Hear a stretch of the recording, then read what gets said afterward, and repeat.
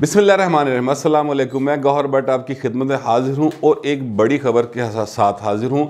और बड़ी ख़बर जो है वो मैं भी आपके साथ थोड़ी देर में शेयर करता हूँ। पहले मैं आपको बता दूँ कि पाकिस्तान के जो सियासी हालात जा रहे हैं उसमें आजकल सबकी नज़रें जो हैं वो पीडीएम के ऊपर है और पीडीएम में भी जो पीपल्स पार्टी है उसके फैसलों पर जो उनसे बड़ी तनकीद की जा रही है और कहा जा रहा है कि यानी शक की निगाह से देखा जा रहा है कि जरदारी साहब जो है एक बारी फिर हथ कर गए हैं। लेकिन वाक़या कुछ यूँ है कि कल पीडीएम के दो बड़ों, एक्चुअली तो तीन बड़ों का इजलास हुआ जिसमें मरीम नवाज़ थी, मौलाना फजल रहमान थे और कॉन्फ्रेंस कॉल पर वीडियो लिंक पर नवाज शरीफ थे, उनके साथ इसाक डार थे।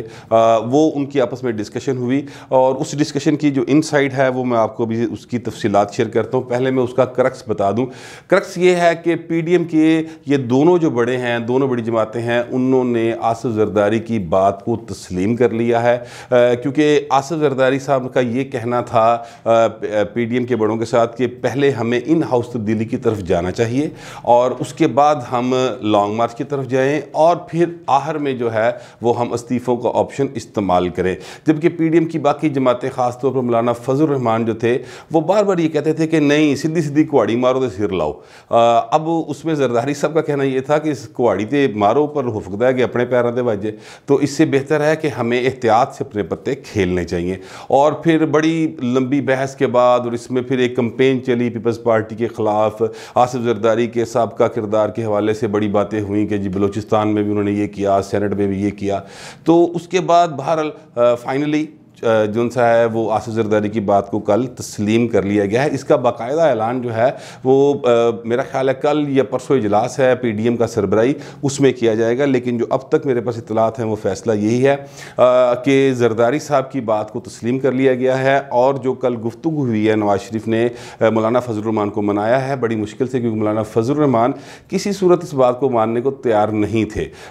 तो आसिफ जो बात ही की है मेरे तक पहुँची, नवाज शरीफ ने उनसे कहा कि देखें हमने शहबाज शरीफ को 2 साल दिए कि शहबाज शरीफ जो हैं वो कहते थे मैं इन हाउस चेंज ले आऊँगा, तो वो नहीं ला सके। और मौलाना फजल रहमान साहब आप तो शुरू से कहते थे कि पहले दिन ही हमें इसका हलफ नहीं लेना चाहिए असम्बलियों का, लेकिन शहबाज शरीफ को हमने 2 साल दिया। अब अगर आसिफ जरदारी साहब ये कह रहे हैं कि मैं गेम चेंजर हूँ और मैंने पहले ये करके आपको दिखाया है, मिसाल के तौर पर उन्होंने बलूचिस्तान में ऐसा किया था कि उनका एक भी बंदा नहीं था, फिर भी उन्होंने बलूचिस्तान की हुकूमत तब्दील करवा दी थी, तो इसको भी 2 माह दे देते।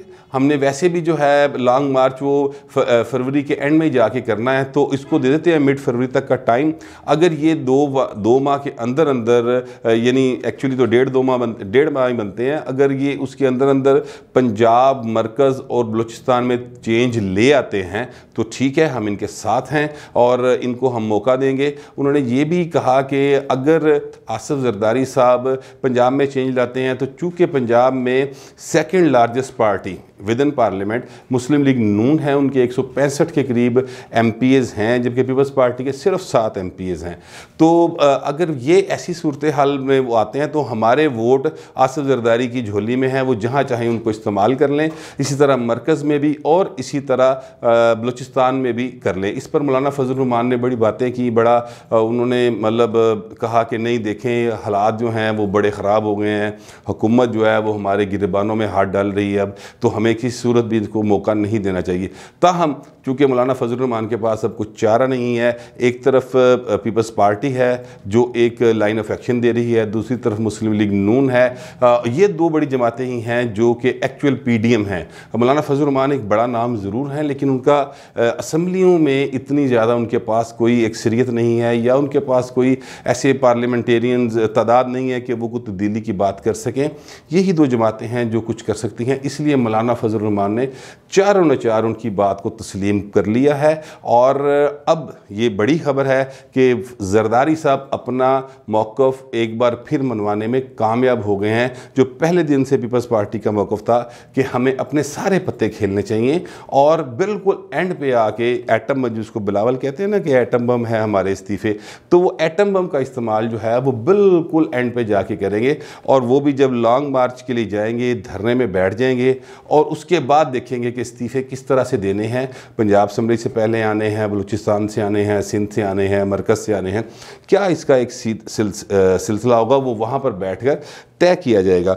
मैं आपको ये भी बताऊँ कि पंजाब असम्बली में तब्दीली के लिए मुस्लिम लीग नून को कि हर सूरत में काफ लीग के साथ और पीपल्स पार्टी के साथ बैठना होगा। अगर काफ लीग इनके साथ मिल जाए तो नंबर्स के हिसाब से पंजाब में तब्दीली आ सकती है। अब मसला ये है कि काफ लीग आपके साथ क्यों बैठे।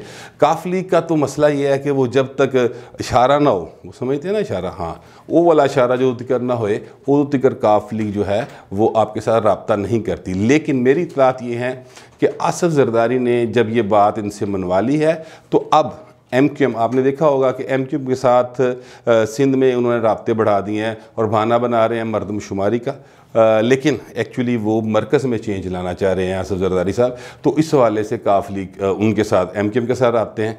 इधर काफ लीग के साथ तो आसिफ जरदारी का राब्ता कभी टूटा ही नहीं। कुछ अर्सा पहले चौधरी शुजात की खबर लेने के बहाने गए थे यूसुफ रज़ा गिलानी, चौधरी शुजात से मुलाकात हुई, परवेज़ लाई से मुलाकात हुई। ये भी मैं आपको क्लियर कर दूं कि परवेज़ लाई और चौधरी शुजात का जो ख़ानदान है वो सारे ही कोरोना का शिकार हुए और तमाम लोग जो हैं वो यानी ख़वातीन मर्द सब जो हैं कोरोना का शिकार हुए। इसकी वजह से वो किसी से नहीं मिलते और जो भी आता है सिर्फ उससे फ़ोन पे बात करते हैं और मुकम्मल अगर किसी से मिलना ही पड़े तो 6 फुट नहीं वो 6 गज़ का फासला रखते, इतने डरे हुए। लेकिन जब यूसुफ रज़ा गिलानी मिलने गए तो तस्वीर सामने आई और वो बिल्कुल करीब करीब बैठ के उन्होंने आपस में गुफ्तो शुनीद की और तब भी यही इतलात थी कि तब्दीली की बात हुई और सियासी मामला पर बात हुई थी। तो मेरी इतलात ये हैं कि बलूचिस्तान और जो है मरकज़ और पंजाब में तब्दीली के लिए पीपल्स पार्टी ने अपने जड़े न घोड़े वो दौड़ाते ने और उम्मीद ये की जा रही है पीपल्स पार्टी के हलकों की जानिब से कि जिस तरह से इमरान खान अपने इत्तेहादियों को मुसलसल टफ टाइम देते रहे और जो रवैया उनका रहा है उससे इत्तेहादी भी नाराज़ हैं और तो हमारे लिए एक गोल्डन चांस है कि हम इस अपॉर्चुनिटी को अवेल कर लें।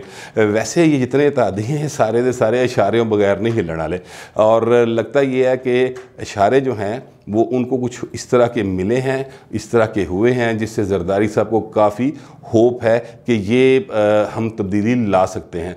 तो बहरहाल बड़ी खबर है और वो मैंने आपके सामने रख दी है कि PDM ने आसिफ जरदारी की बात को तस्लीम कर लिया है और वो तमाम लोग जो कि इस बात से बड़े खुश थे कि जरदारी जो है वो PDM में दरार डालने का बाइस बन गया है, हुकूमती लोग या हुकूमत के चाहने वाले, तो उनके लिए बहरहाल बुरी खबर है। लेकिन जो लोग जमहूरियत पर यकीन रखते हैं या ये समझते हैं कि इमरान खान की हुकूमत को जाना चाहिए, उनके लिए एक अच्छी खबर है कि PDM अपनी जगह पर मौजूद है और वो मौजूद रहेगी। मेरे पास ये इतलात थी, मैंने सोचा आपके साथ शेयर कर लूँ।